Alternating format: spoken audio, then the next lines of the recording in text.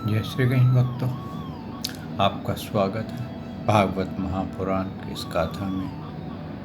आज दशम स्कंद का हम 38वां अध्याय का पान करेंगे।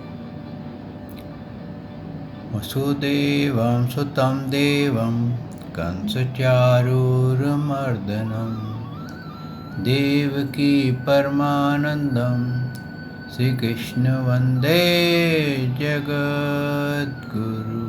श्री कृष्ण शरणं गोपाल शरणं, श्री कृष्ण शरणं गोपाल शरणं। मेरे बाके बिहारी नंदलाल शरणं, मेरे बाके बिहारी नंदलाल शरणं। श्री कृष्ण शरणं गोपाल शरणं, श्री कृष्ण शरणं गोपाल शरणं। मेरे बाके बिहारी नंदलाल शरणं, मेरे बाके बिहारी नंदलाल शरणं। श्री कृष्ण शरणं गोपाल शरणं, श्री कृष्ण शरणं गोपाल शरणं। मेरे बाके बिहारी नंदलाल शरणं, मेरे बाके बिहारी नंदलाल शरणं। श्री कृष्ण शरणं गोपाल शरणं, श्री कृष्ण शरणं गोपाल शरणं। मेरे बाके बिहारी नंदलाल शरणं। बोल भगवान श्री कृष्ण की जय, श्री नंद के लाला की जय, श्री देवकी नंदन श्री कृष्ण की जय, श्री द्वारकाधीश भगवान श्री कृष्ण की जय। बोल देवादिदेव पूर्ण ब्रह्म भगवान श्री कृष्ण की सदा ही जय। जय श्री कृष्ण भक्तों, हमने श्रवण किया था पिछले अपलोड में कि केशकी का भगवान ने वध किया था। उसी प्रकार व्योमासुर जो आया था भगवान के बच्चों को उठा करके गुफा में बंद कर देता था, क्योंकि खेल खेल रहे थे छुपा छुपी का, तो भगवान ने उसकी भी नमो नमाया कर दी थी। और कहते हैं आपने श्रवण किया कि नारद मुनि जी आए, क्योंकि नारद मुनि जी का क्या कार्य है, वो अक्सर ये चाहते हैं कि मेरे भक्त, ये भगवान के भक्त जल्दी से जल्दी भगवान का सानिध्य प्राप्त करें। और वो जानते थे कि कंस को जब तक भगवान मारेंगे नहीं, तब तक भगवान की जो और लीलाएं मैं देखने के लिए उत्सुक हो रहा हूँ, वो नहीं देखने को मिले। इसी प्रकार से उन्होंने, कहते हैं ना, कभी कभी भक्त को दर्शन करने की जल्दी हो जाती है। जैसे आप कई बार मंदिर में जाते हैं, लाइन में खड़े होते हैं, तो ज़रा टाइम लग रहा होता तो कहते हैं थोड़ा धक्का मुक्की हो जाती, तो आप भी कहते चलो धक्का मुक्की मार के जल्दी से अंदर चले। तो वही कार्य नारद मुनि जी ने भी किया। समय नहीं था, लेकिन क्योंकि भगवान के प्रिय भक्तों में आते हैं और भगवान की विभूति में भी आते हैं, तो उन्होंने उसकी इस बात को नज़रअंदाज कर दिया और फिर ये देखा कि भाई इसकी लालसा कितनी है भक्ति के अंदर, कितनी बड़ी भक्ति के अंदर इसकी लालसा बनी हुई है कि मेरी लीलाएं देखना चाहता है। जबकि बहुत से लीलाएं वो नारद मुनि जो थे वो देखते थे। और भक्तों, उनका कार्य क्या था कि हर एक को प्रभु का ज्ञान देना और प्रभु से मिला देना। उस ज्ञान के अंदर कभी कभी वो ऐसा भी कार्य कर देते थे कि जिसमें झगड़ा लग जाए। अब देखा जाए तो यहाँ पर अपनी तरफ से तो वो ये करके आए हैं कि भगवान कंस का उद्धार कर दें, लेकिन उसका नतीजा ये हो रहा है कि एक प्रकार से झगड़ा शुरू हो गया। देवकी और वसुदेव जी को कंस ने अंदर बंद कर दिया और मारने के लिए तैयार हो गया। और अब उसके दिमाग में ये खलबली मच गई कि मैं कैसे इनको मारूं। और उसने पूरी प्रोग्राम बना लिया कि धनुष यज्ञ में उनको बुलाओ और अक्रूर जी जाके बुला के लाएंगे, क्योंकि वो इसके अंदर अपना वसुदेव जी के जो यादव हैं उनमें सर्वश्रेष्ठ हैं और उनका कहना कोई मोड़ेगा नहीं। इस प्रकार से भक्तों अपने लोक के लिए, अपनी प्राणों के लिए कहते हैं इंसान कभी किसी का भी प्रयोग करना पड़े, जबकि अक्रूर जी इस काबिल नहीं थे, इस ऐसे नहीं थे कि उनको इस कार्य में लगाया जा सके। फिर भी कंस ने उनको ये कार्य में डाल दिया भगवान श्री कृष्ण को मरवाने के। अब देखा जाए, अगर कभी भगवान न खुदा न खास्ता कहते हैं कि अगर भगवान मारे जाते, यूँ समझिए आप, तो उसका पाप कंस के साथ साथ जो एक भगवान का भक्त है अक्रूर, वो भी उसका भागी हो जाता। तो कहते हैं ना, जो क्रूअल आदमी होते हैं, जो डेविल्स होते हैं, वो कभी भी किसी का भी प्रयोग कहीं भी कभी भी कहीं भी कर सकते हैं। इसलिए भक्तों कहते हैं कि जिसके साथ आप मित्रता करो, जिसके साथ रहो, उसके व्यवहार को जान लो कि उसकी नेचर क्या है, वो किस तरह का है। खुदगर्ज है, दूसरों की मदद करता है, परमात्मा का नाम लेता है कि नहीं लेता।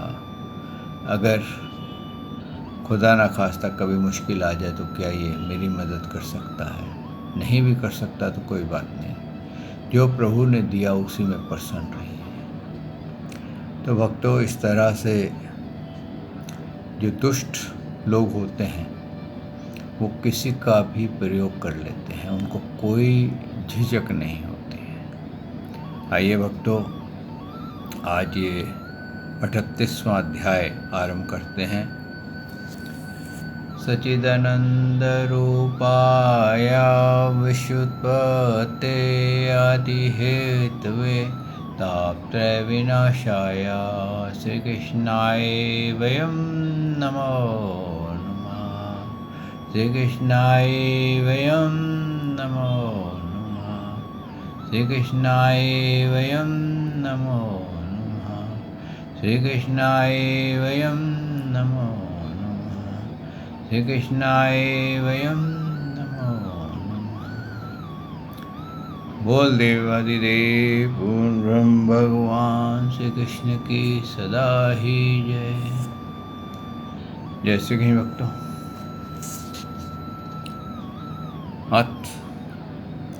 38वां अध्याय, अक्रूर जी की व्रज यात्रा। श्री सुखदेव जी कहते हैं, परीक्षित, महामती अक्रूर जी बीवे रात मथुरापुरी में बिताकर प्रातःकाल होते ही रथ पर सवार हुए और नंद बाबा के गोकुल की ओर चल दिए।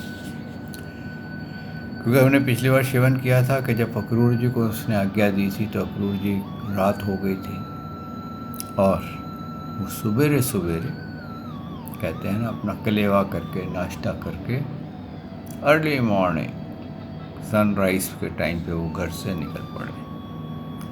आगे सुखदेव जी कहते हैं, परम भाग्यवान अक्रूर जी व्रज की यात्रा करते समय मार्ग में कमल नयन भगवान श्री कृष्ण की परम प्रेम में भक्ति से परिपूर्ण हो गए। वह इस प्रकार सोचने लगे, मैंने ऐसा कौन सा शुभ कर्म किया है, ऐसी कौन सी श्रेष्ठ तपस्या की है, अथवा किसी से सत्य पात्र को ऐसा कौन सा महत्वपूर्ण दान दिया है जिसके फलस्वरूप आज मैं भगवान श्री कृष्ण के दर्शन करूंगा।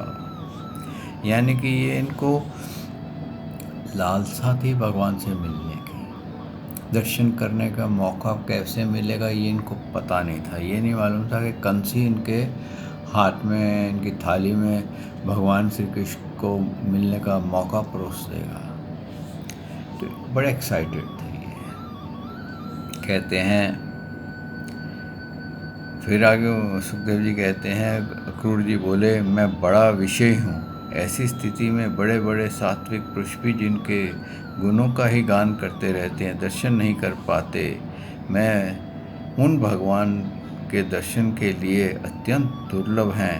ठीक ऐसे ही जैसे कि शुक्ल के बाल के लिए वेदों का कीर्तन, क्षमा करें, जैसे कि शूद्र के बालक के लिए वेदों का कीर्तन।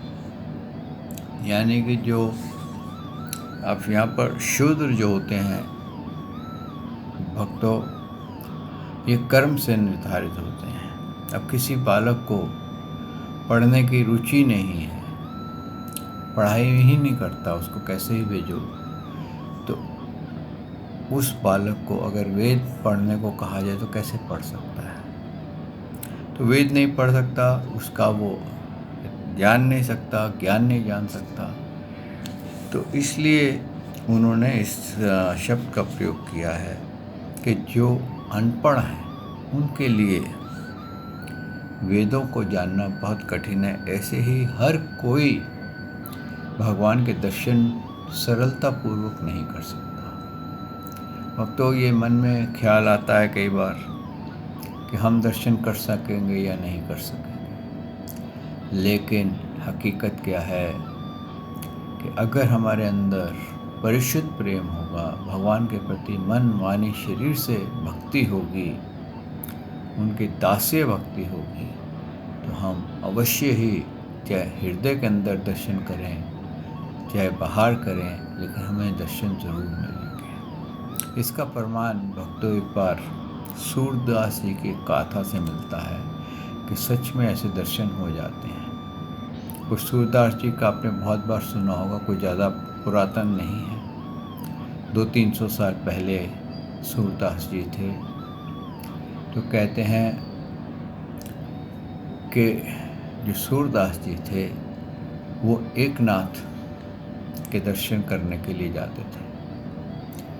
तो भगवान श्री कृष्ण के दर्शन करते थे, उनको रोज़ नई पोशाक पहनाई जाती थी, नए उनका श्रृंगार होता था, और वो वहाँ दर्शन करने आते थे। तो लोग बोलते थे ये तो अंधा है, ये क्या क्या क्या दर्शन करता है। तो एक बार उनको कानों में शब्द पड़ गए, तो एक ने बोला, महाराज आप देख तो सकते नहीं, आप यहाँ पर रोज़ आते हो और भगवान के सामने खड़े होकर चले जाते हो, और फिर बोलते हो आज भगवान ने ये रंग की पोशाक पहनी, आज इनका ऐसा रूप था, आज ये ऐसा रूप था। तो पहले तो सूरदास जी ने कहा मैं आता हूँ, मेरी आँखें नहीं हैं, प्रभु ने ले ली हैं, ये भी उन्हीं की कृपा है, क्योंकि वो नहीं चाहते कि मैं सांसारिक विषयों को देखूं और संसार में खो जाऊं। और सूरदास जी की बड़ी दुखद गाथा है।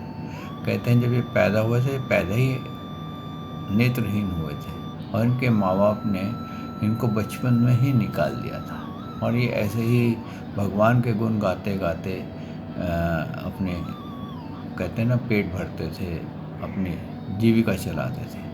और कहते हैं कि यहाँ तक था कि भगवान स्वयं इनका भजन सुनने के लिए आके बैठ जाते थे। एक बार एक गड्ढे में गिर गए थे, तो कोई निकालने वाला नहीं था, तो भगवान ने इनको आकर के उस गड्ढे में से निकाला। तो वो हाथ जब इन्होंने पकड़ा तो इतना कोमल और इतना अलग सा स्पर्श था, ये समझ गए कि मुझे भगवान बाहर निकाल रहे हैं, और भगवान हाथ छुड़ा करके चले गए। तो इनका एक दुआ है, हाथ छुड़ाए जात हो निभल जान के मोहे, हृदय से जब जाओगे तब प्रबल मानूंगा तो है। कि मैं निर्बल हूँ इसलिए आप मेरे से हाथ बड़े आराम से छुड़ा के चले गए, लेकिन तब मैं आपको प्रबल मानूंगा, वीर मानूंगा अगर आप मेरे हृदय से चले जाओगे। तो कहते हैं कि सूरदास जी वहाँ एकनाथ जी का दर्शन करते थे, तो उनसे एक ने कह दिया कि आप किसके दर्शन करते हो। तो उन्होंने कहा अगर मैं नहीं, मेरी ये संसारिक आँखें नहीं देख सकती हैं, तो भगवान तो मुझे देखते हैं। तो भगवान जब देखते तो उनकी कृपा हो गई। तुम लोग आँखों से देख के कृपा लेते हो, मैं बिना आँखों के कृपा लेता हूँ। फिर एक दिन पुजारी ने सोचा, ये जो भी हम वस्त्र पहनाते हैं उसी के ऊपर ये दोहे बोल देते हैं, आज ये रंग की पोशाक पहनी, आज ये वस्त्र पहने, तो चलो क्यों ना आज भगवान का कुछ इनकी परीक्षा ली जाए, शायद इनके कानों में कोई बता देता है कि कौन सा। तो उन्होंने सारे अरेंजमेंट रखे कि वो अकेले खड़े हों, कोई उनके आसपास ना हो, और पर्दा के पीछे भगवान का श्रृंगार किया।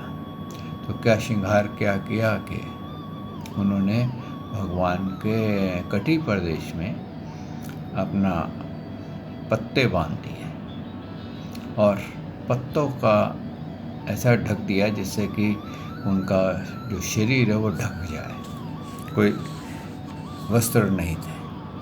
तो उसे जब बाहर निकले तो सूरदास जी से पूछा, आज क्या दर्शन किए, क्या देखा आपने?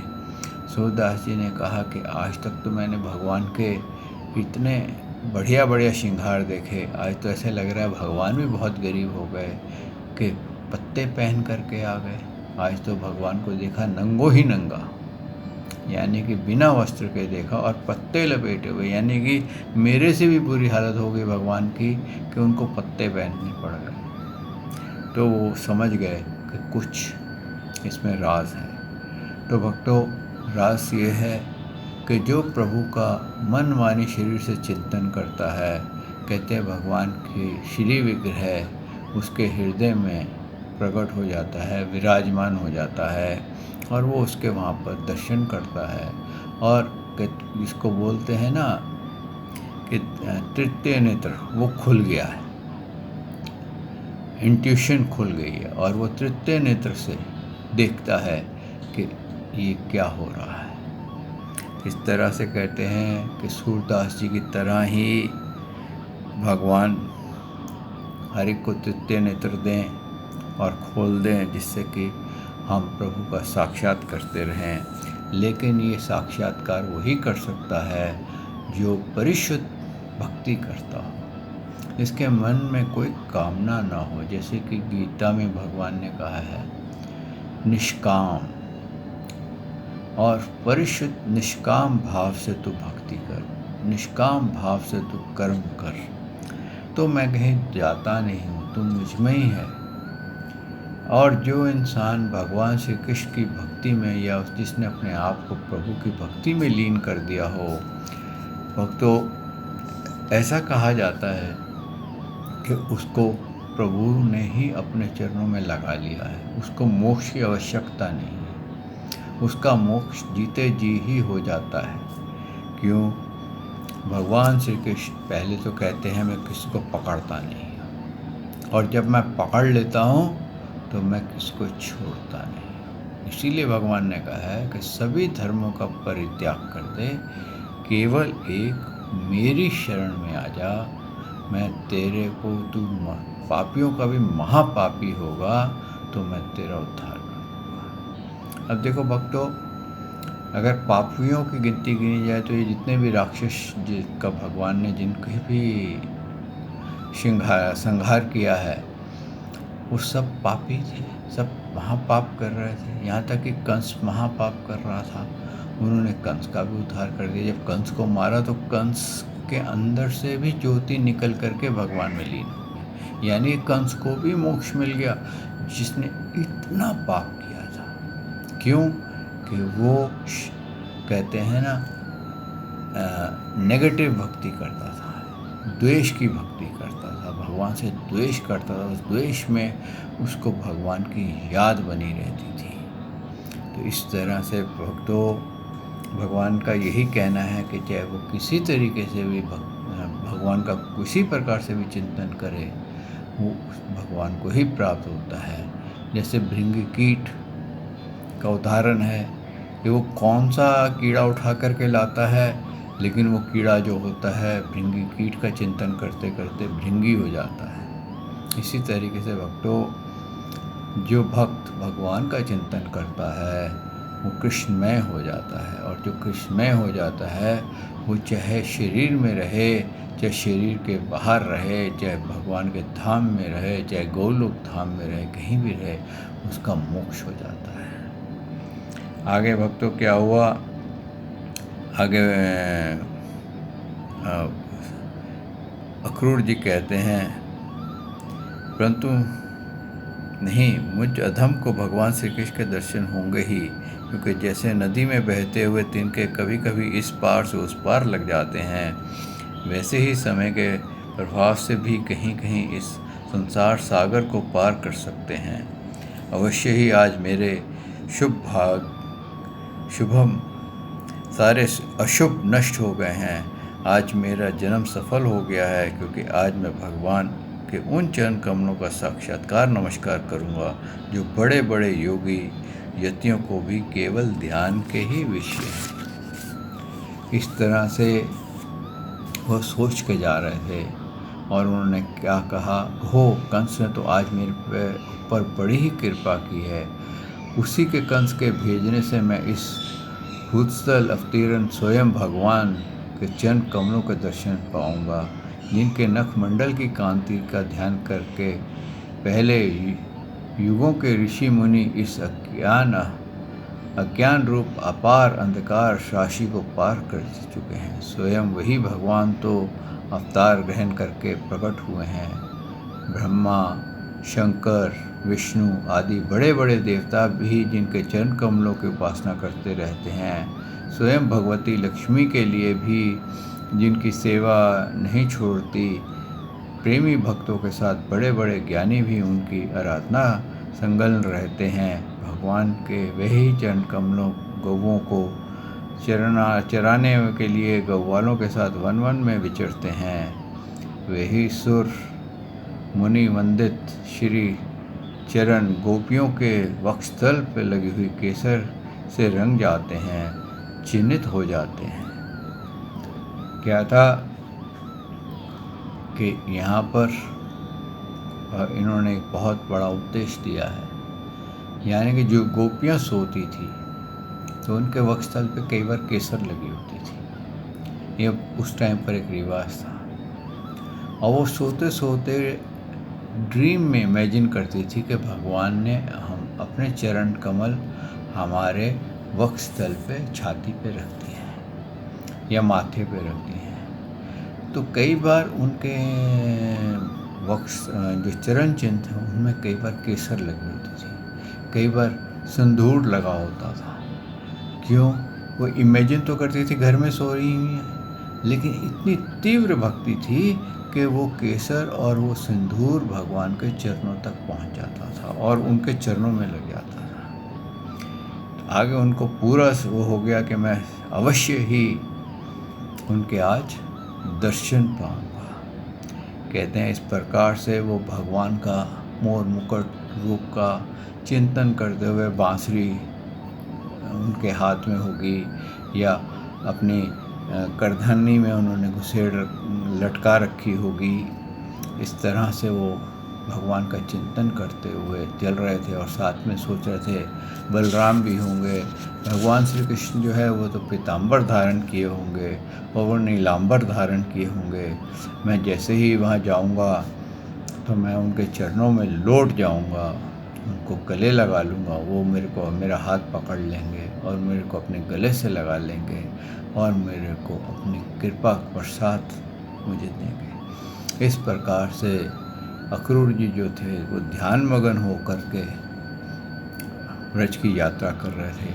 और फिर क्या था, मार्ग में जहाँ कहीं भी भगवान के चरण कमल के चिन्ह मिलते थे, अक्रूर जी रथ रोकते थे और रोक करके उतरते थे और उसमें लोटन लगाते थे, क्योंकि भगवान तो सारे वृंदावन में घूमते थे। तो इस तरह से कहते हैं वो सुबह चले और संध्या का सूर्य अस्त के समय वो नंद भवन पहुँचे थे। जब नंद भवन पहुँचे तो अक्रूर जी ने क्या देखा कि गौशाला में दोनों भाई खड़े हैं और हाथ में गौधन के जो टांग को बांधने वाली रस्सी है वो उनके हाथ में है। बिल्कुल वैसे ही उन्होंने अपनी कटी प्रदेश में बांसुरी खसोट रखी है और उन्होंने बलराम जी ने नीलांबर पहना हुआ है, पीताम्बर पहना हुआ है। तो पहले तो जैसे उतरे वहाँ चरण चिन्ह थे, पहले तो वहाँ लोटन लगाई, फिर जा कर के गौशाला में चले गए। वहाँ जा कर के लोटन लगाई और भगवान के चरणों में पड़ गए। भगवान ने उनको उठाया, अरे चाचा जी आप तो भले आए, और उनका हाथ पकड़ा। आज आपका आगमन बड़ा शुभ है, आप कैसे आए हैं? और हमसे मिलने आए हैं तो हम तो बड़े भाग्यशाली हैं, जिससे कि आप इतने महान यदुवंशी मिलने आए हैं। तो इस तरह से कहते हैं भगवान श्री कृष्ण ने उनका हाथ पकड़ा, पहले गले से लगाया, जैसे जैसे उन्होंने इमेजिन किया था कि मेरे को गले लगाएंगे, मैं भी उनसे गले मिलूँगा, और वैसे ही उन्होंने आलिंगन किया भगवान का, और भगवान ने उनका आलिंगन किया। फिर बलराम जी ने भी आलिंगन किया, और दोनों भाइयों ने क्या करा, उनका हाथ पकड़ के घर के अंदर ले गए। उसके अंदर ले गए, घर के अंदर ले गए, और वहाँ जा कर के उन्होंने उनको छाछ, माखन और खाने के लिए बहुत कुछ दिया। तो नंद बाबा भी आ गए। नंद बाबा ने पूछा, क्रूर जी आप कैसे आए? तो भगवान ने कहा पहले आप भोजन कर लीजिए रात्रि का, फिर आराम से बैठ कर के बात करेंगे, आपके बारे में जानेंगे, आप क्यों आए, क्या करना है, तो किस लिए आए हो। यशोदा मैया भी भोजन बनाने बैठ गई। बहुत पवित्र भोजन बना। भगवान ने खुद अपने हाथों से वो भोजन उनको परोसा। देखिए, ये होती है भक्ति, कि भगवान स्वयं सेवा कर रहे हैं, और जबकि वो चाहते तो बलराम जी से भी सेवा करवा सकते थे। यशोदा मैया तो कर ही रही थी, नंद बाबा तो कर ही रहे थे, क्योंकि वो कंस के बहुत बड़े मंत्रियों में से थे। तो एक ऐसे ही आप समझिए कि बहुत बड़ा मिनिस्टर आपके घर में आ जाए और आप उसको कैसे वेलकम नहीं करेंगे? डेफिनेटली वेलकम करेंगे। क्यों? कि वो उस राजा का भेजा हुआ है जो आपका वर्तमान में राजा है, और बहुत स्ट्रॉन्ग राजा है। तो कहते हैं अक्रूर जी ने जब भोजन वगैरह कर लिया, भगवान ने उनके टांगे दबाए, उनके चरण दबाए, और देखिए इतनी सेवा करी। तो अक्रूर जी की आंखों में से आंसू आ गए कि ये त्रिलोकीनाथ, जिनकी सेवा बड़े बड़े देवता करते हैं, ऐसा मैंने कौन सा पुण्य किया है जिसके कारण मुझे आज ये फल प्राप्त हुआ है। अब अक्रूर जी को भी नहीं मालूम था, ये भी एक तपस्वी थे पिछले जन्म में। ये भी एक बहुत बड़े तपस्वी थे, और इन्होंने बहुत बड़ी तपस्या की थी, और ये भी मोक्ष के द्वार से के मुड़ करके आए थे, और इन्होंने मथुरा में जन्म लिया था। और इनका जो पिता थे शफल नंदन, उनके घर में इन्होंने जन्म लिया था, इसलिए कि मुझे एक बार भगवान के दर्शन हो जाए, एक बार मैं प्रभु से मिल लूँ।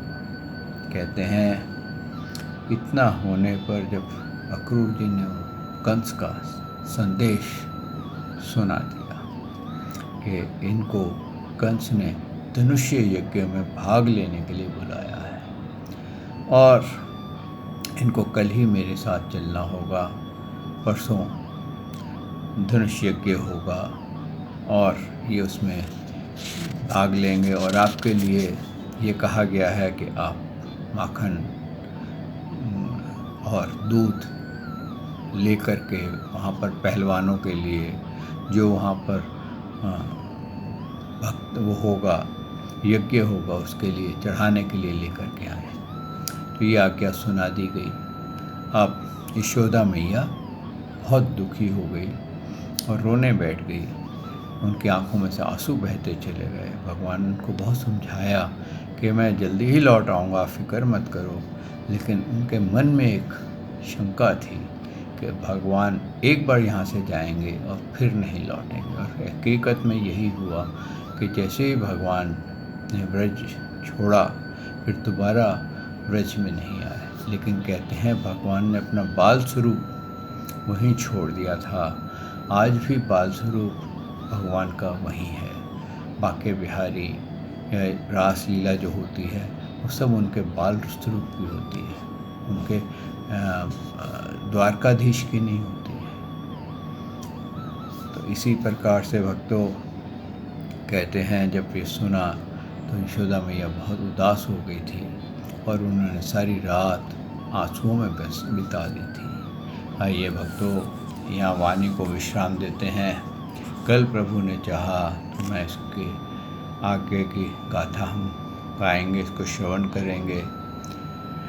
श्री कृष्ण शरणम गोपाल शरणम, श्री कृष्ण शरणम गोपाल शरणम, मेरे बाके बिहारी नंदलाल शरणम, मेरे बाके बिहारी नंदलाल शरणम, श्री कृष्ण शरणम गोपाल शरणम, श्री कृष्ण शरणम गोपाल शरणम, मेरे बाके बिहारी नंदलाल शरणम, मेरे बाके बिहारी नंदलाल शरणम।